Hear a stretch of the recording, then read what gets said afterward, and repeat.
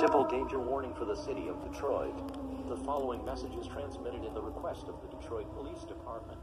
A very dangerous situation is currently unfolding. At approximately 5:23 p.m. Eastern Standard Time, there have been many reports of a strange entity roaming on the streets of Detroit, turning anyone into stone. This entity has the following characteristics: green skin, snake's hair, the ability to turn people to stone, invulnerability, and homicidal aggression.